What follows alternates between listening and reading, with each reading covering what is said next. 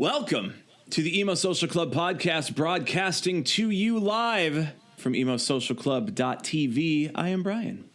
And I'm Lizzie, and we're here this evening with our new friends and Haunter, Mike and Mark. Thanks so much for joining us this evening, guys. We appreciate you being here. Thank you so much for having us. Absolutely. It's our pleasure. I'm Mike.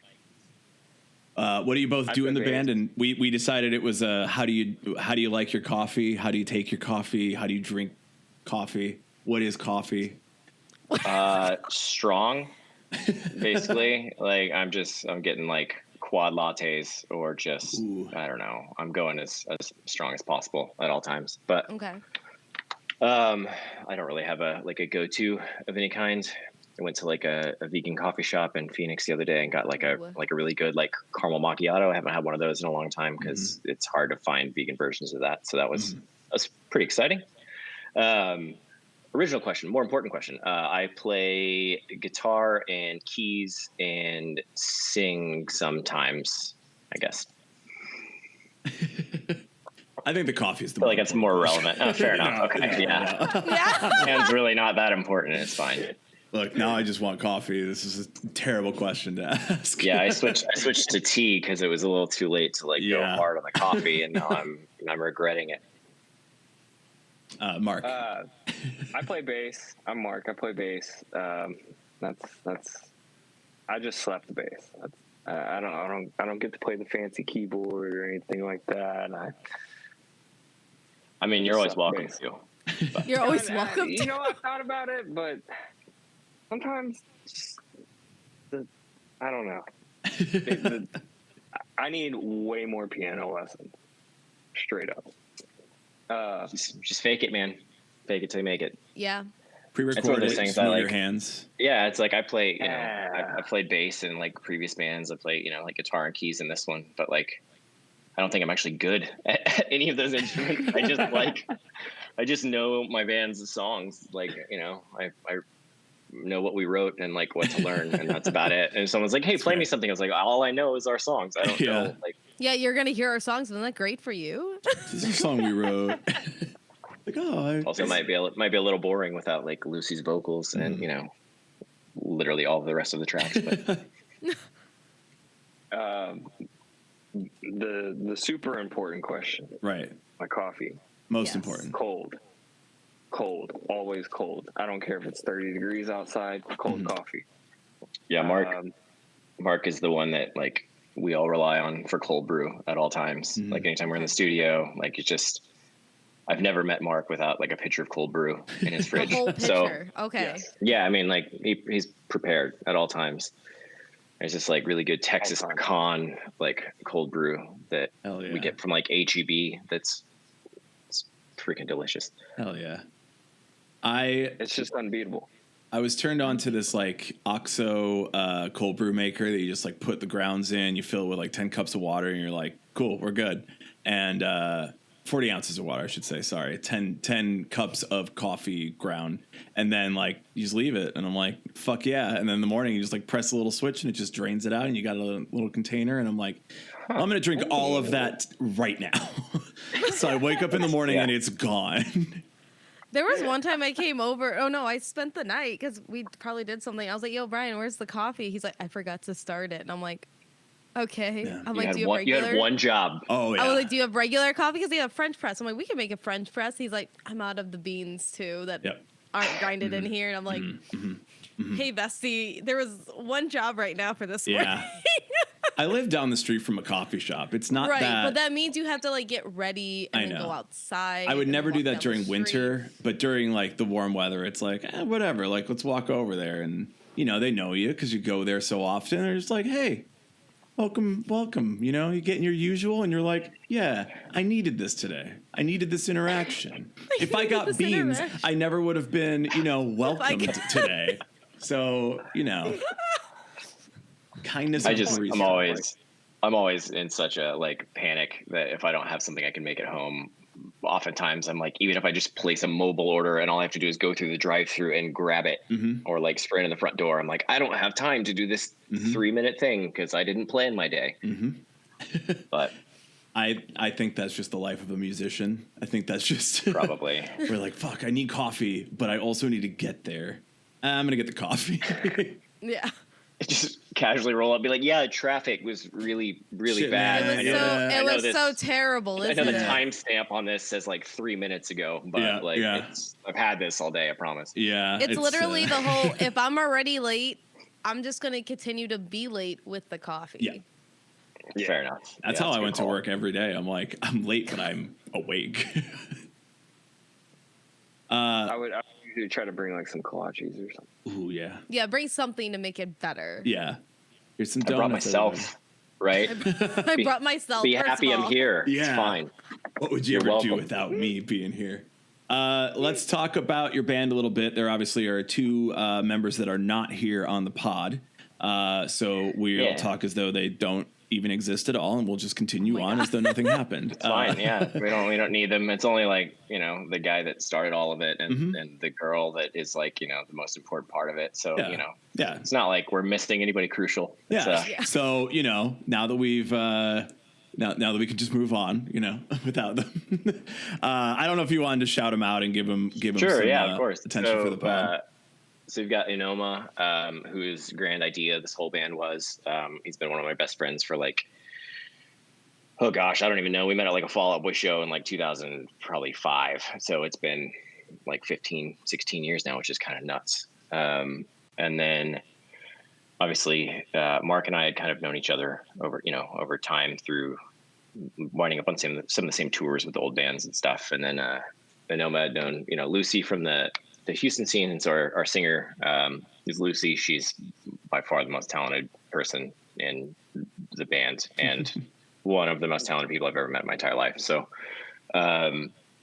we just, all kind of were like friends of friends and that sort of stuff. And Inoma was like, hey man, let's start a pop band. And so we all got in a room together. Actually, like, we'll get to this, like the song we're doing today, but it was like, recording that song was the first thing we ever did, like together as a band. So it's kind of a unique way to go about things, but the entire operation would not run without either of them. So,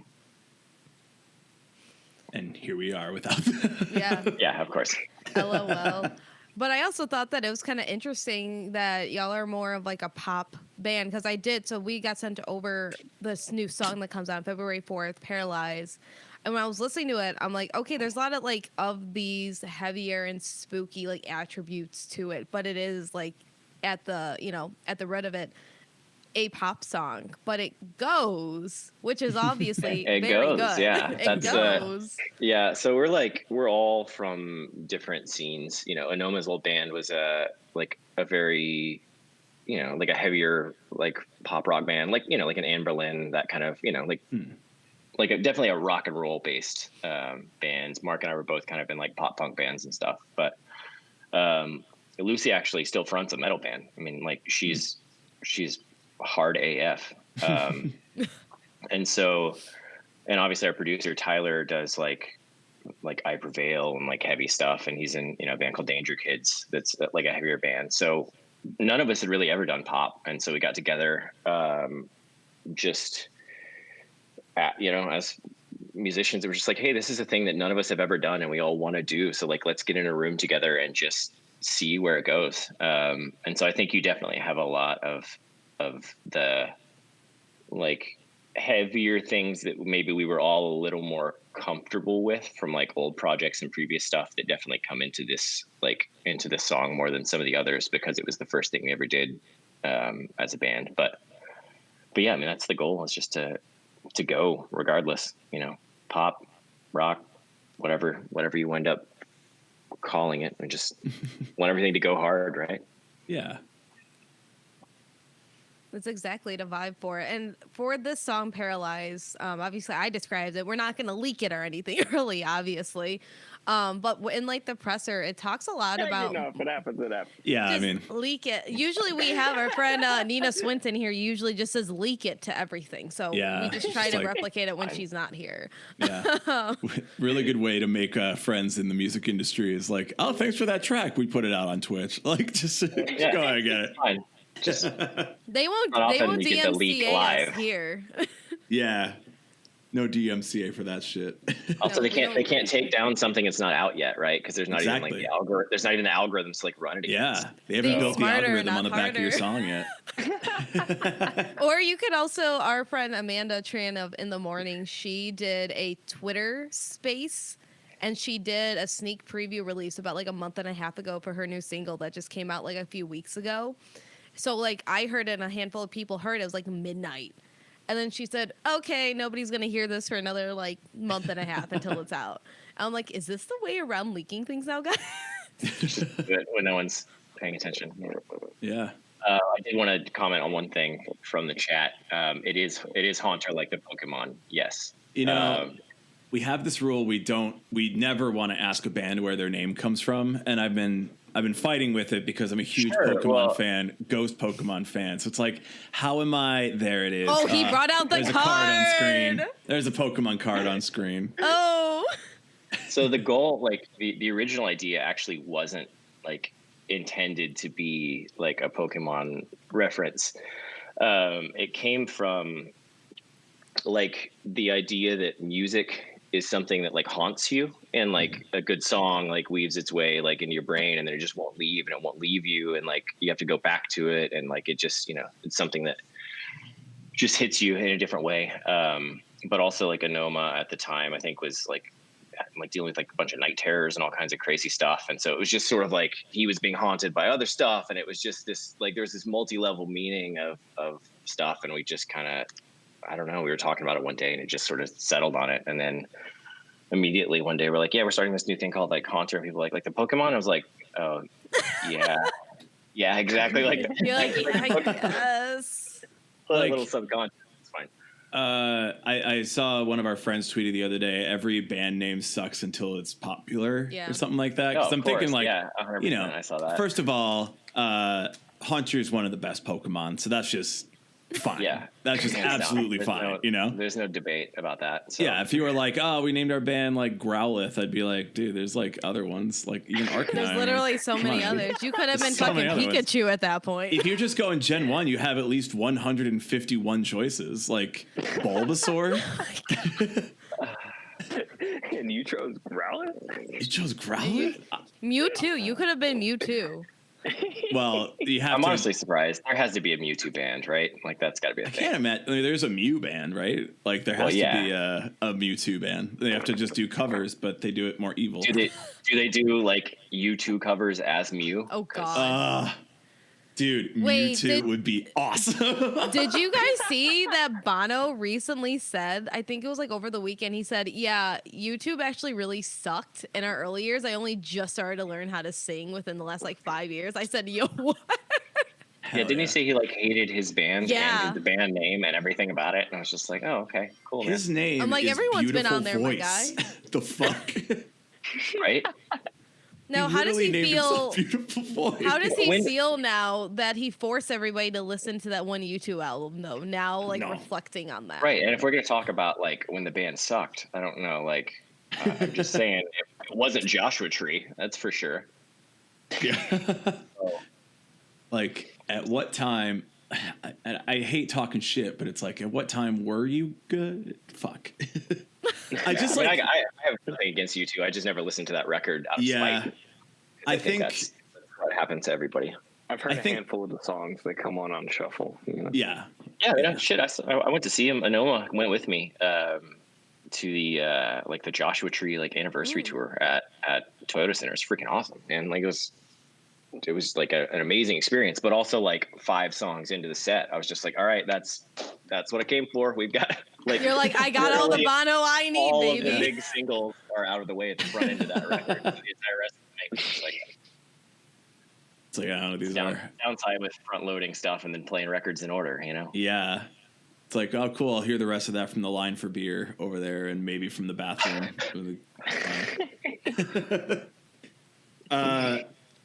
Yeah, I am very happy about the Pokemon thing, though, because the game apparently is coming out. There's a new game coming out this week, and Oh, is there? yeah, it's supposed to be very different. I found out today there are no there's like 4 trainer battles in it during the main storyline of the game, and I'm like, the fuck? What do you mean trainer battles aren't in it? What am I supposed to do now? Anyway, I've been dealing with that all day, so it's an exploration now, Brian. Just I know. Think of it as It's like just Animal like, Crossing, but Pokemon. No, it's supposed to be Breath of the Wild and Pokemon. Like you're allowed to just sort of go out into the world as we've always dreamed, and there's no like linear path. You can just go places and you take on missions and you just explore the wilderness. But then I'm like, this is made for children, so. Are they gonna get they're not gonna go on some like deep existential journey? Yeah, like into God knows where. Yeah, I think Breath of the Wild is one of the greatest games of all time, and just putting Pokemon in that world doesn't make a good game. Look, guys, I'm gonna listen, Brian. Again, like you just said, it's marketed for children. I know, but look, I think that like obviously when you say like, oh, my band is named Haunter, everybody goes, oh, like Pokemon, because we're all around that age of that nostalgia, and like. I'm sure, there were bands before us that were like, yeah, we named our band this because it was something I grew up with, and we have no context of that. But if you say like, oh, Haunter, you're like, oh shit, Gengar. It's like, yeah, because we all have that like shared experience. We all grew up with Pokemon, and it's like, yeah, even though it's like marketed to kids and it's for kids, I'm an adult who still wants to like Pokemon because I grew up with it. So yeah, I'm gonna get it and I'm gonna hate it. Oh my god! I'm gonna try it. Whatever. I want to support it. It's the biggest brand in the world, though, so I think that we can just like, if you want to like not, enjoy the newest Pokemon game, I think they'll be fine. Yeah, I'm sure they'll survive, but also like it wouldn't be a major brand of like game or anything that like. You can nerd out on if you weren't like already judging how much you were probably going to hate it before it even came out. Right. Yeah. That's how being a fan of anything works these days. So. Yeah, it's and I was hearing this critique on gamers, and I'm going to also say that it's probably true for musicians too. Hating change, just kind of doing the same thing over and over and over again, and like kind of wanting the same thing over and over again. But obviously, like as a creator, you're not like, I want to do this same thing. Like you said you were in like pop punk, but it's like, yeah, eventually I want to do something that's like more interesting because I've done this before. Like I want to try something else and have a different product come out of it. Not that I don't still, enjoy jumping around playing pop punk. Like that'd be super fun too. But yeah, I think the cool thing about Haunter is like we don't have any like expectations about like what any of our songs are supposed to be or what they have to be or what they have to sound like. And so literally every time we go to the studio, we start with like a blank slate, and like sometimes we'll go in with ideas and we'll build off those and some stuff. And then sometimes we're just like not feeling stuff, and we'll just sit down with our producer and like, we'll just find a chord progression we like, and we'll just build a song like literally from scratch with like all of us just in the room, and like wherever the song goes and like wherever the ideas go or where it winds up, which I think is really cool. So it's not like, we don't necessarily have a specific like sound that we have to like stay with or stick with or, be like pigeonholed by. So I'm sure that'll be like, of course, because of that, there'll be people that like really dig some of the songs and probably not some of the other stuff. And that's cool too. It's like, you don't have to like everything. Like just like what you like and share it if you want to, or don't. I don't know. Just enjoy, man. There's something for everybody. Yeah. It's, it's a pick and choose. It's a choose your own adventure when it comes down to it. It is. You like the remixes or the originals, or a little bit heavier, a little bit lighter. We got it all. I love that there's remixes of your songs too. I think that's awesome. Well, we've got like some stuff that'll come out in the future that's got like some like EDM drops and stuff in it. I mean, like it's all over the place, right? So we got, it's just whatever, wherever the wave of creativity goes, we just ride it and try and steer the ship. Now, when do we think we're going to have this larger EP or LP for this choose your own adventure type music all in one place? Man, that's always a hard question. Yeah, that is the most difficult question. We've thought about it. The kind of like the original idea with, like the choose your own adventure kind of thing was, every song is kind of a little bit different than the last one, and so originally, like, to put all of those songs together on one EP or LP, I don't know. I feel like it would feel like a very disorganized album.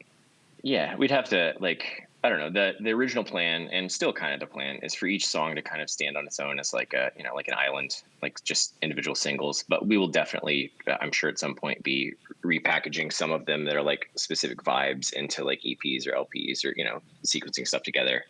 I just, even if I just have to fight everybody to get a record out of it all, I'm still the nerd that loves to listen to like full albums from front to back, and I just like don't skip songs. Like if I like a band, I don't skip the songs, right? Because like they wouldn't put it out if they didn't want it out there. So, but I'm also like I nerd out on the sequencing of stuff, and like the like literally the timing of how many milliseconds of silence fall between songs, and whether it starts on tempo with the previous song. Like, just, I don't know. I care about stuff that I know no one else in the world cares about. So I'm sure if you ever put it out, I'll stress over it. Right.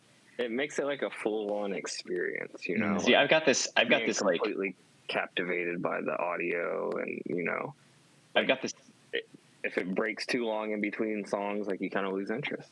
Right. So like I've got this theory that like the proper sequencing of a record, like whatever the first audible like sound is of like the next track, if there's a gap, should come in on like a 1 count of the previous song. Right. So because your brain, until you hear something new, your brain is still processing the tempo from the previous song. And so like it's going to expect whatever hits to hit like on a 1 or a 3, or something that's at least on beat with the previous song. And so like when there's just a weird thing and then it comes in at like a weird time and there's no real thought to it other than just, well, that song's done and this song's starting now, and you can tell they just sort of dragged them into the track list and put a random bit of silence at the end. I don't know. I just feel like it needs more, like, I don't know. I overthink things to that level, but I also feel like when it's done right, like it just flows and it hits,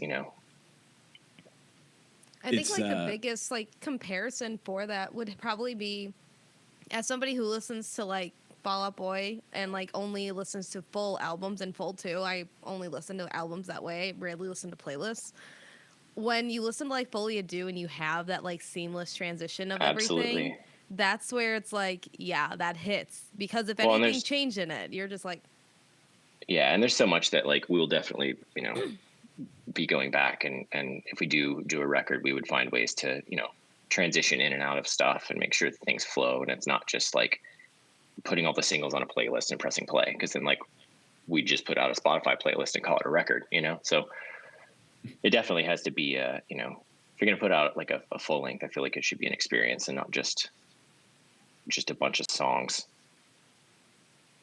I listened to this podcast called Dissect, and it's all about like albums, artists, like getting into like how the record was made, what was going on at the time, what was going on with the artist, and what the songs mean lyrically, what the bigger picture is. And there was one about Because the Internet, Childish Gambino, and there's so much to that record that like I was listening to it and I was like, oh, these songs just are good. This is weird. Like some of these songs are really weird. There's like a 13-second just like weird slowing down sound at the beginning of that record, and then it goes into the first song. I don't know what that's about.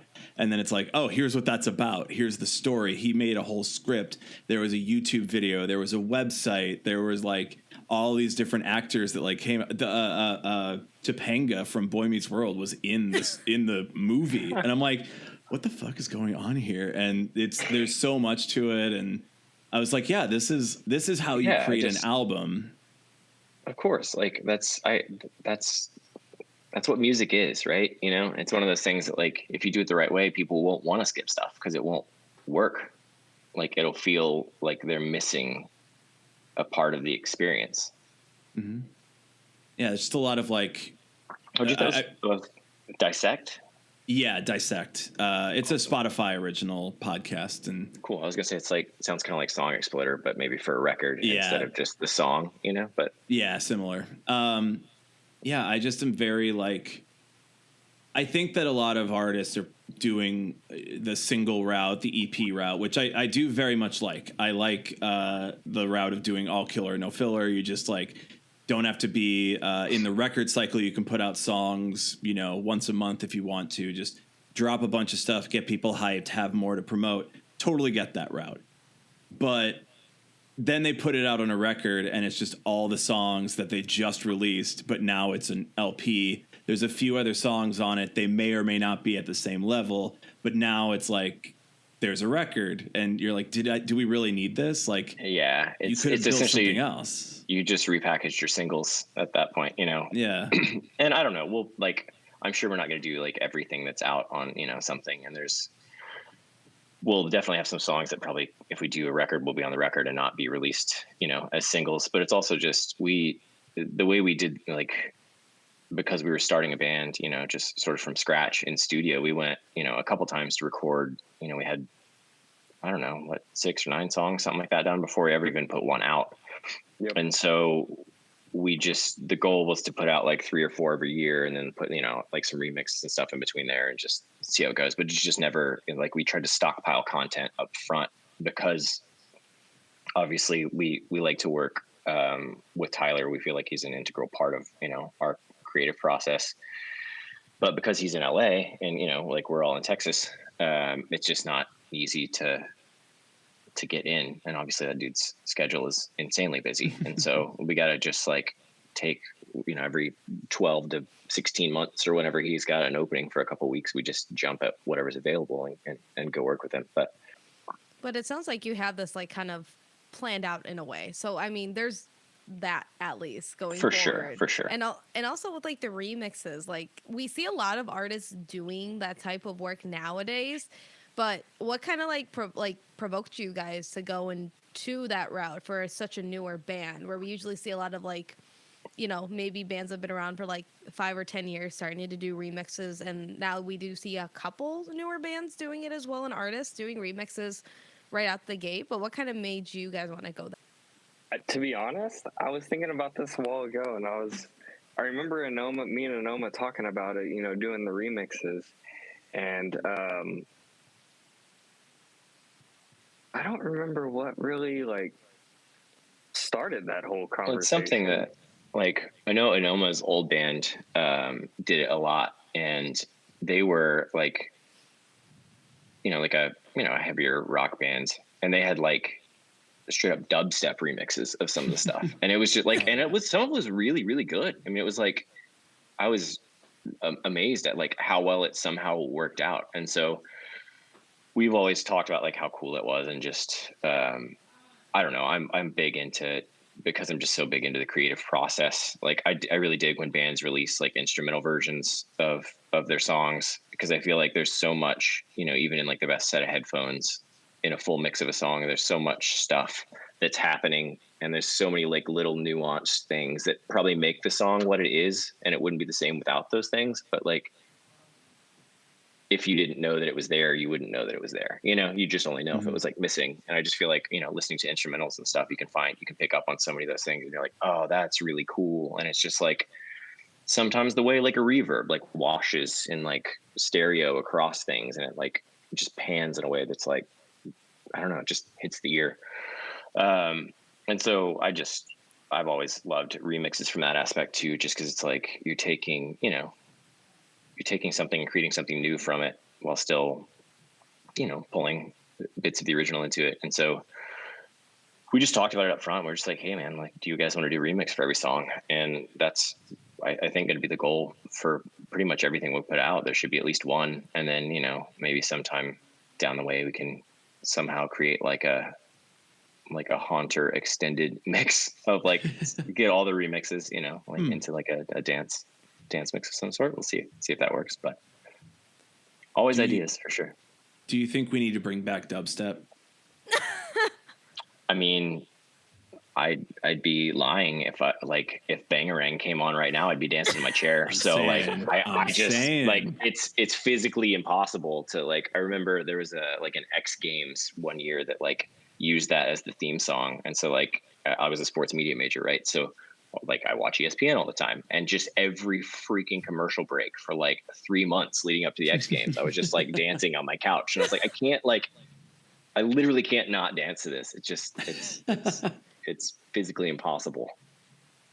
I feel like it had a really quick shelf life. Like I remember being super into it because it was like the new thing, and I've kind of felt like rock music had kind of gotten stale, and a lot of these like popular rock bands were basically just doing Maroon 5 stuff, and I was like, I'm not really into this. Like there needs to be something more exciting. And then I found Skrillex and found all this shit, and I'm like, fuck, this is it. This is gonna be my new like identity. Like this is the shit. And then everybody's like, hey, this is kind of all the same and kind of boring. And I was like, it is. But now I look back at those times, same as everything else, and I go, no, I want that shit. I want that shit back. Yeah, no, I mean, it doesn't mean it wasn't good, right? So if it made you move then, it'll make you move now, right? So oh yeah.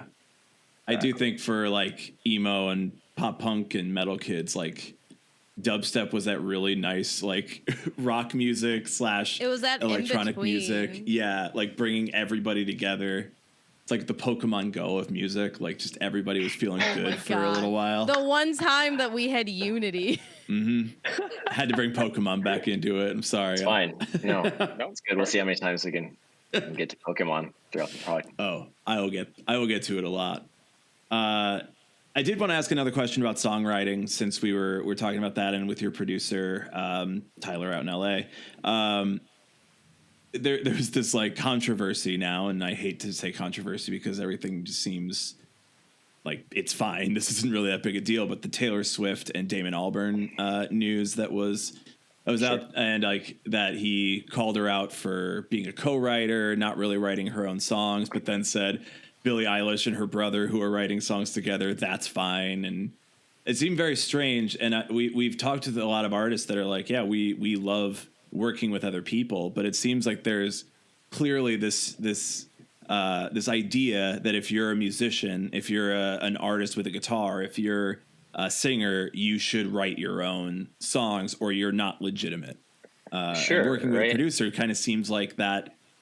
It's like it's doing that, but who cares? Like, literally everybody works with a producer on every unless you self-produce your record, right? Like you're working with somebody, and they're gonna have input on, that sucks, or like that's cool, or like we need something more here, or like this chorus doesn't quite go hard enough or high enough. Like that's happened for. I mean, am I supposed to believe that like Blur never once had a producer say anything? Like they just came in there, like, these are the songs, press record, you're an engineer, we'll give you production credit, it's fine. Yeah. I mean, I don't know, it's baffling to me to think that like there's not, you don't necessarily have to have. I mean, there's definitely some like pop songs where I'll check the songwriting things. I'm just like, how are there 14 songwriters on this? They're like, they're like two verses that are like 3 lines each, and the chorus has like 5 words. But again, like it doesn't really matter, right? It's do you like the end product? You brought a different word. Yeah, they said, guys, bring in 15 words each, and we're gonna pick one from everybody. The other person, though, they're out. Oh man, I feel bad for that guy. Squid Game of songwriting. Yeah, that's actually how it is, right? So. Yeah, that's how it works out there, guys. Come on, they got to keep it upbeat and fun. It's this weird like, because on the other side of it, it's like, yeah, there's 14 people who all want the money from this song, right? And you're like, oh, I want credit on that because that's tangible money. Like if you get that song, of course, played a bunch, that's money for you. So I get it from that end, but I'm also like, dude, if the song is good and you're enjoying it, like you don't need to care about anything else. Of course, yeah. The goal is make a good song, right? like make the song like what a good producer should do, and what Tyler always does is like just make the song as good as it can possibly be, and like make sure it goes where it needs to go, right? And he's definitely more involved in our like writing process than a lot of other bands, because we do a lot of creating from scratch in studio with him, just because we like the way that vibes. We like the first time we went in, we had all these ideas and we took all these things in, and we're like, hey, we've got this demo and this demo and this demo, and then we just weren't like we spent a few hours like going through it, and we just weren't like feeling it, and so we just sort of broke it down and just were like, hey, we're like all in a room together, let's just create something and see how it goes. And so I mean, obviously our you check the writing credits on every one of our songs, it's going to be the four of us and Tyler, so he will always always be a part of our creative process as long as he will have us. Yeah, I don't know. He lets you book that far out. Yeah. Yeah, I mean, he's just like, well, and his like, he's one of those people who's just like, his taste is so wide that like it's just like invaluable. It's like he's like in a heavier band and produces like some metal records and like heavy stuff, and was nominated for like best rock album and stuff, but like he also loves like K-pop, and like like there's so many like influences, and I think that's the cool thing too, is because like we all come from different backgrounds, right? And like Lucy, like obviously is the singer of like a metal band, but she like I've been amazed at how like, well, anytime we'll hear something on the radio, she'll just sing it to it. She knows every song, she can kill every genre, like from like jazz standards to like country stuff and pop and rock and like everything in between. Her voice somehow morphs into 40 different people, and I don't know, she just like never ceases to amaze me. I'm blown away. Just gonna listen to this and be like, I should have been there. It should have been. Should be. Oh, guys, it's fine. It's like one of those things like The Office where he's like, I would never say this to her face, but she's a great worker and I really appreciate having her around. I was like, why wouldn't you say that to her face? Like, just don't want to get a big head, Yeah. Singers, they're just so egotistical. Oh my, Brian. Yeah, she's just the absolute worst. I can't stand her. No, I love Lucy. She's like just one of the best people I know. So now, are we gonna guess that Lucy is the one then who tweeted out goth girls are gonna be throwing ass to your new song? I would gather. Okay. Yeah, it's very on brand. Very on brand for Lucy. That sounds exactly right. I was looking through all your socials to pull for notes, and I'm like, I feel like it's a good question. Yeah, to ask it's about. a little, we're all in everything. So, you never know what you're going to get following us on socials. Cause like, right. So we're all like different experiences. We're all coming from different places. So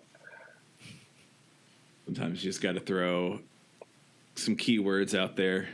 Throwing ass, goth girls, I think gets a lot of attention. Yeah, I think the SEO will pick up on that usually and be like, oh, okay. Yeah. Oh, yes, this is good. Let's move Like, this is it. Is this what the goth kids on TikTok want? Will they throw ass to it? Let's see. Man. Now Before said.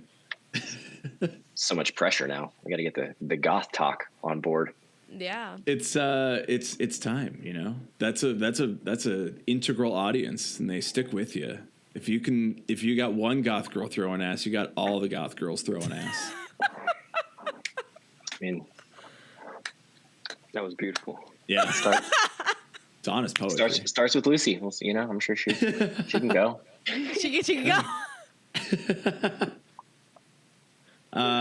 We'll also shout out your merch, because I when I was doing research on you, I was like, what the hell is Print Money Gang? Because I just like that name a lot. And it's like, oh, it's all their merch, but this isn't your band name. Your band name isn't Print Money Gang. So, yeah, why? And also, what's up with it? Awesome. That wasn't a question. That was just a thought.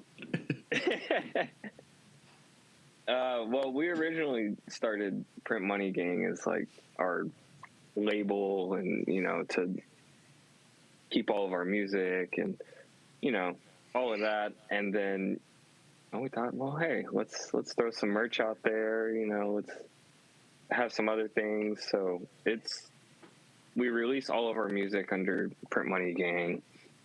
With Paralyze, we're actually doing it with Control a Music Group as well. Mm-hmm. So we're super excited about that.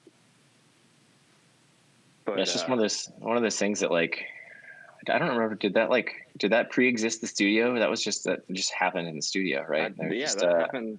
We were talking about, like, I don't know, we did some song. We got to the end. We're just like, print. It's like Print Money, and then I don't know. It just turned into Print Money Gang, and then that's just where we wound up, right? So we decided, like, when we were doing like, obviously we have like all of our Haunter merch and stuff, but like we'll have like Print Money Gang apparel and stuff, you know, just be a part of the family, right? We want everyone to be like, just feel part of stuff. So anybody can join the gang. It gives me big, like, early scene kid energy, which I loved, because I was like, oh, okay. Like, are we bringing this type of stuff back, like, a little bit more so now? Because I enjoy that. I mean, I was an early scene kid, so, like, it's very on brand. I think we're trying to bring it back. Yeah, the kids want Glamour Kills back. Yeah, give me Glamour Kills.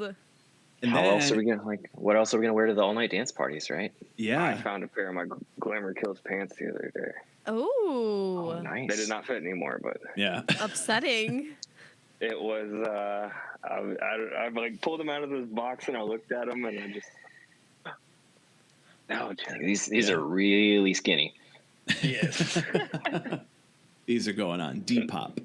So the kids can learn. Hey, the kids are it's gonna go on Depop. You could list it for $200 and someone will buy it. Like, dead ass. Yeah. Man, I gave away way too much stuff. Apparently. I know. I donated all my stuff over the years. You know, thought I was being a good person. Apparently, I could be making a lot of money. I got rid of my, like, old Abby Dawn, like that Avril Lavigne line at Kohl's. I got rid of all that stuff. I'm like, I'm an adult.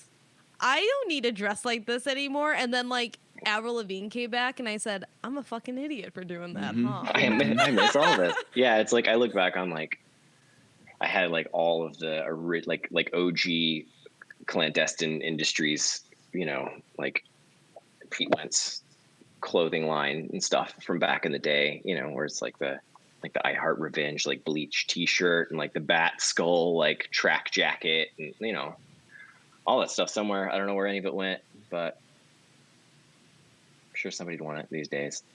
This is like crypto from Warped Tour. Crypto work. Right. No, don't give them ideas. Don't give them ideas. Man. I still got like one of the first like Fallout Boy. It's the like original NFT.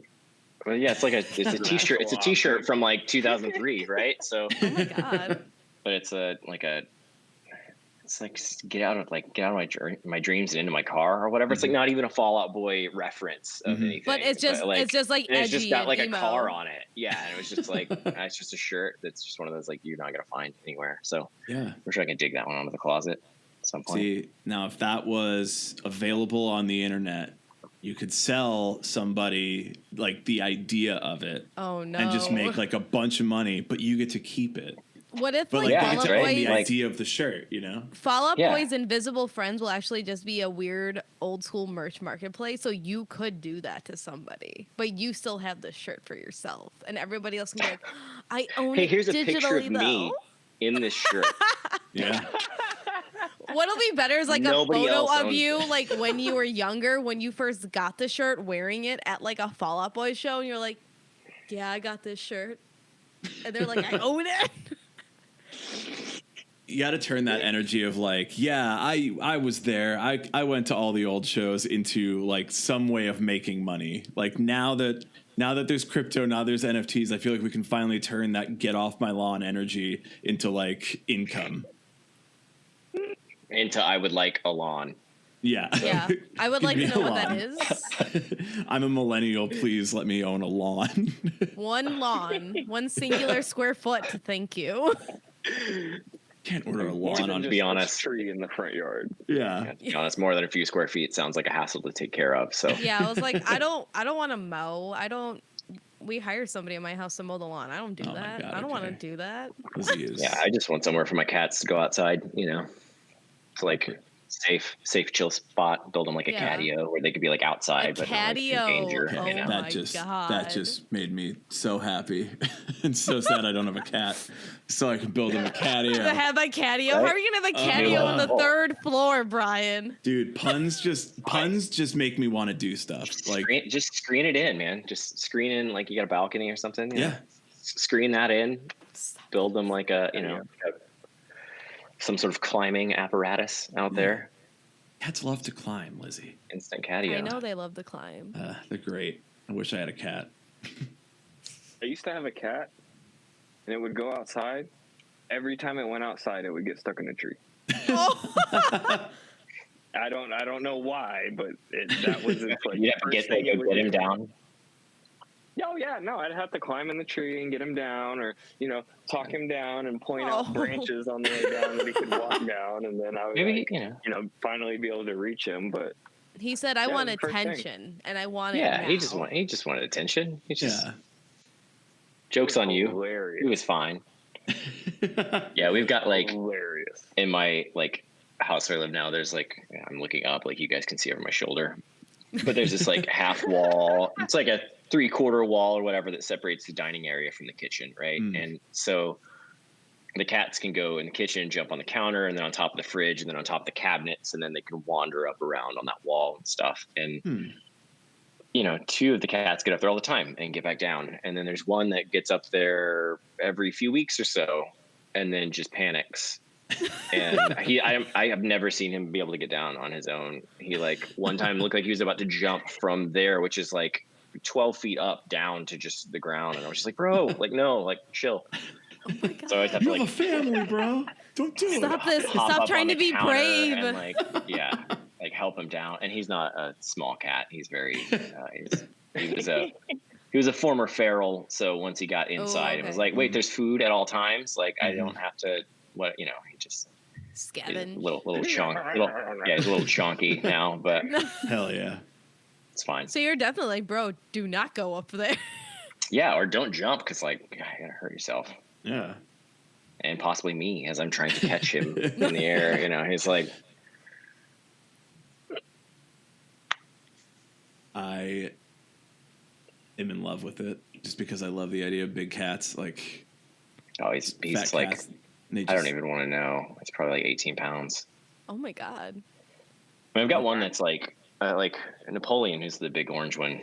It's like my cats.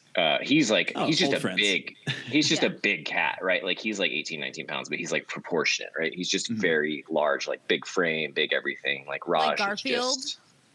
Yeah, like kind of. Energy. Too much lasagna. Yeah. Too right? much. Wait here. Too much lasagna. Okay. That was a little bit too close to you. He's right here with my Chuck Palahniuk books. What do you want? Oh my God. I can see Napoleon from here, but he's sleeping. I'd have to go grab him. That'd be rude. Yeah. I'm surprised none of them had made like a cameo at some point. Like I usually have everybody fighting for attention. They're like, oh hey, computer, how about I climb on top of that? Mm-hmm. The cameo is going to be one of them jumping on top of that median that they like to jump off of, and then jumping onto you, and you're going to be like... Right on your head. Yeah. Yeah. And especially Raj, it's like, because he's, like the former feral energy, like there's no trimming his claws. Like there's no, I can get, like, everybody else I could do, right? I can get, like, if I'm lucky when he's sleeping, I can sneak one, like, every couple weeks. Which is, so it's, like, super helpful when there's just one less weapon of death. One less weapon of death. This went from being adorable to a cry for help really quickly. Just blink twice if you're being held hostage by the cats. Blink twice if you need us to send somebody to get you. For the audience, he blinked twice. He blinked rapidly twice. For the listening audience, he blinked so many times. So Print Money Gang is where everybody can go and buy your merch. We still got a few minutes left, but if you want to toss out where everybody else can find you on the internet, where you want everyone to support you. Because, sometimes it's like, hey, yeah, I'm on Spotify, but go buy the merch. Yeah, right. Dang. Yeah. So we're at Haunter Isn't Real on everything, I think, universally across everything, all the socials, website, all that jazz. I guess maybe back to like the Pokemon, right? Is a ghost real? I don't know. Like, does it exist? But yeah, I mean, at Haunter Isn't Real, hunterisn'treal.com, Print Money Gang for the merch and stuff. But obviously there's gonna be merch links from all the other places. We're on every, Apple Music, Spotify, Amazon, everywhere there's music. So Google Play. Cool. Tidal. Are we on Tidal? Hell, I don't know. Maybe. I think so. If I had a Tidal account, I would know. But I feel like more artists are on Tidal than people who listen to Tidal. Yeah. Right, yeah. I mean, I care. Like, there was a day, right, where I would like, especially in the early days of like digital music and like buying records on iTunes and that sort of stuff, where I got into huge arguments with people over bit rates and compression and like lossless audio and all that stuff. But also, like, we're to a point now that like it's close, like it's borderline indistinguishable with the quality of stuff. Like if we were still selling like 128 freaking MP3s and stuff that sound like you're listening to a bootleg radio broadcast of a record, that's one thing, right? But I just don't know that we needed a fully lossless like streaming platform. I can't imagine. It's just like people that had, I don't know, gigabit internet with unlimited data, and they're just like, hey, I would like to use as much of this as humanly possible, please. I feel that. I mean, if you want lossless, listen to the record, like just pop the CD in, right? I guess people don't have CD players anymore, so. I mean, if you care that much, you're going to go the extra mile to get what you need to listen to it that way. True, very true. But then again, I look at like I don't have a CD player anymore. My car used to have one. My new car doesn't. My laptop hasn't for years, right? So even before Apple just was like, we don't do disk drives anymore, I took mine out of my old laptop so I could have like an extra internal hard drive, because I was just exact same thing, right? And then you just put in like the external like enclosure. But then I got like a CD the other day that like I didn't like it wasn't online anywhere, and I was like, I want to listen to it, and I had to go out and buy like an external CD drive, and then I find like I assumed you had to buy headphones too. I assumed it would work with the adapter that I had, and it the multi-port adapter that I used for the computer wouldn't power it. It had to be a certain thing to USB that was like direct, and like it was like a whole freaking like 3-day adventure to find out how to use it. I got like a CD sampler, and I was gonna rip it and put it on the cloud station I advise over. I was gonna put it in. Then I was like, wait, now I have to fuck around with all of this instead of just downloading it. I gotta go in. I gotta just grab it here. I have to hope that the CD is connected to the regular computer I need to use. And I have to hope it'll let me transfer it over without an issue. Like it doesn't have a lock on it, a copy lock. And I'm like, this is too much. This is too much. I just need them to send me the digital version of it. This is silly. Well, and then you got to listen back and like hope there wasn't, some glitch in like the ripping process. And you got weird like blurbs of audio and things that are just a mess. It's definitely a simpler time when everything's like on demand. I mean, I still like, I try and buy as many records as possible just because like that's what we're all here for, right? Is to support bands and support them as many ways as possible. So I stream everything when I listen to it, but like for all my favorite bands and stuff, I still buy the record and then I just stream it so they get paid kind of twice for it, which is nice if you can afford to do that. Obviously there's finite funds in the world, so if like streaming is the only option, like stream it. It's better than like Napster when it was just free for all. No income for anything, right? So, but also like I think of how many of my favorite bands and things I found through like file sharing and like early internet, like free download sites and like OG blogs and stuff. There was a site called like mp3.com that was like pure volume before pure volume, and you could go like so deep into the charts. You could be like punk, and then you could go to like pop punk, and then you could go to like skate punk, and there were just like 85 subgenres, and then you could go like 300 pages deep of like the charts in each subgenre and just listen to like however many bands until you just got sick of listening to bands. So I had mono at one point in high school, and I just spent like that whole month just listening to like, right. But that's where I found like Fall Out Boy and all the bands that like probably directly changed my life. So it's, you know, in the end, it's fairly productive month. But you have to do something while you have mono. You can't just I am homework. legit sad that like I took my laptop into like the help desk at my stupid school I was at then, and they deleted like my entire like folder of like MP3s. Oh no. And then they were That's oh yeah, territory. sorry, we don't know what happened. And I was like, on the desktop, and they're not there now. And like so many of those been so mad. Yeah, and it's like I'd spent a month downloading all that stuff, right? So some of them I remembered and I like went back and got, but like some of those bands, like I'll never find those bands again, right? You know, they're just no. And every now and then I think about some of them, I'm like, oh, and I can remember like their name and like what city they're from and all this stuff, but I Google it and it's just like just non-existent on the internet. I was like, well, okay, well, they're in my head somewhere. It's like, let me go find on MySpace. Yeah, but then it's all like, you know, turning into like a Berenstein effect of did they actually exist? I don't know. I mean, did we ever Panic at the Disco? The X-Files music would be really good to play right here. No. But I don't have it in lossless, so I can't do that. If only you had the soundtrack on Tidal. Come on, Brian, get with it. I'm thinking, you know, I think I got to join Tidal now just for the bit and for just for shits and gigs. Just for the shitties and giggies. I hate it. I hate that you do this. It just happens and I can't control it.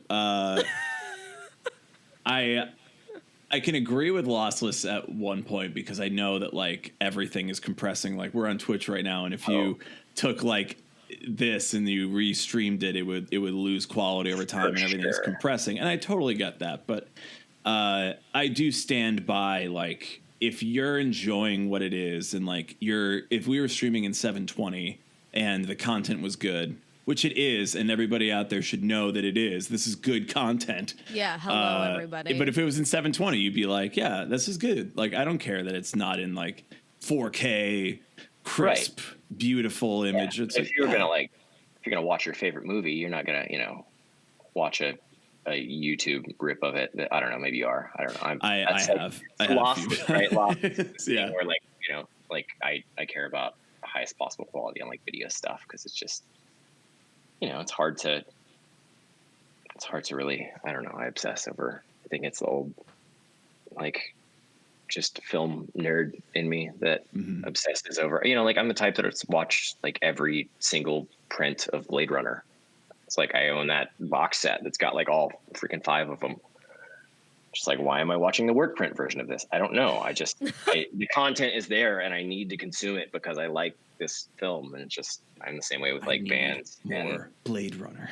Right. So like, I'm the same way with like, if I love a band, I try and find every demo or B-side or cover or whatever they've ever put out and like, you know, get them all somewhere where I can just go on a drive and burn through the whole discography. Right. So I don't know. I hoard digitally, I guess. Yeah. I hoard digitally.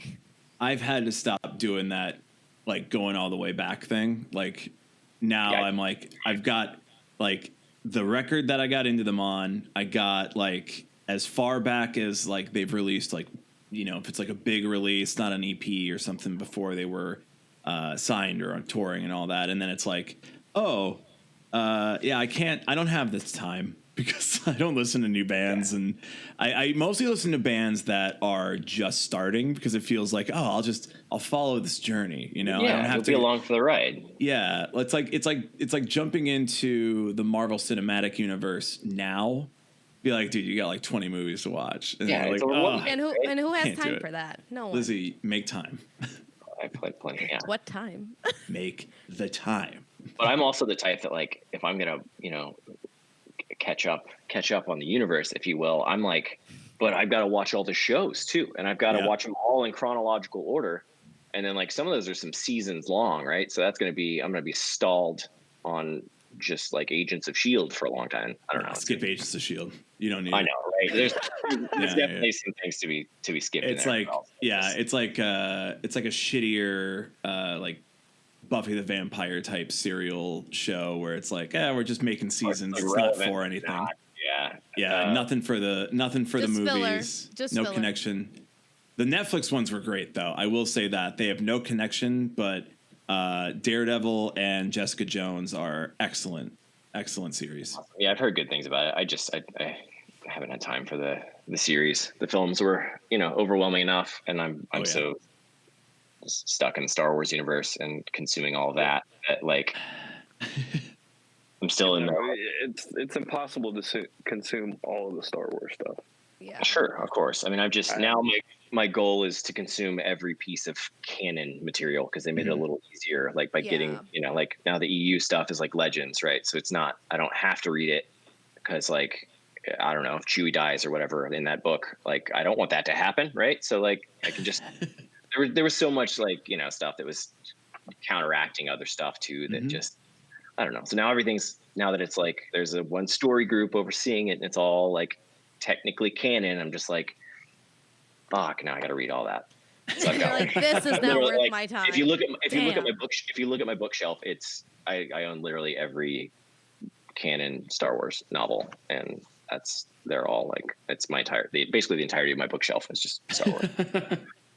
Fine, This is the future. We're not going to have like any, like high-minded, high literary art. It's like I have all the Star Wars. I got a bunch of comic books. I got like a D&D guide up here. Like you said, David Sedaris host. No, who the fuck is David Sedaris? Star Wars. Did he write a Star Wars? I don't. Yeah, I found it like. Oh, I was gonna say that you were talking about like listening to new bands and stuff, and like not having time, to go back and dive super deep into old catalogs and stuff. And I found it interesting. Like I've tried to do that a lot lately, where I actually set a goal for myself last year that was like listen to 1,000 different artists over the course of the year, and I beat it. I got like 1,000. I'll have to look up the exact number. It was like 1,027, something like that. Wow. But it's like I listen to like my full Discover Weekly every week, and if I don't like get through that, I save it and go back and listen to all those things later. Because like there's so many of my favorite bands that I've found over the last like 5 years or so, like that I've been using Spotify all the time, that are just like Valley and the band Camino, and like just tons of like I don't know, I could go off on too many tangents about new bands that I found that were things that like are some of my favorite bands now. But I feel like there's just so much great music out there, right? And like some of it sometimes is just like right there. It's like so close. Like all you gotta do is make the effort to find it, and like it'll come to you, and like it might change your life. Like there's like Valley's record maybe got me through 2020. I mean, like I just listened to that record on repeat, and it like got me through all the highs and lows of that year. And it's like I would never have known them had I not just randomly listened to my Discover Weekly that week. If they just popped up on it, right? So just never know when that band that's gonna change your life is gonna like pop up somewhere. I don't know that I can never top 1,000. I don't know that I could do that again. I was gonna say, that's this a year. lot. It was like on this like Spotify Wrapped thing in like last year, whatever 2019s or 2020s, I guess. Years don't matter anymore. I've lost track of what time is. Yeah. But it was like I had like 763 or something that year, and I was like, okay, like I can do 1,000. And I was just like, man, got to the end of the year, and I was just putting stuff on shuffle. I was just like going through, like I was like, all right, here's an old playlist. Like let's just go.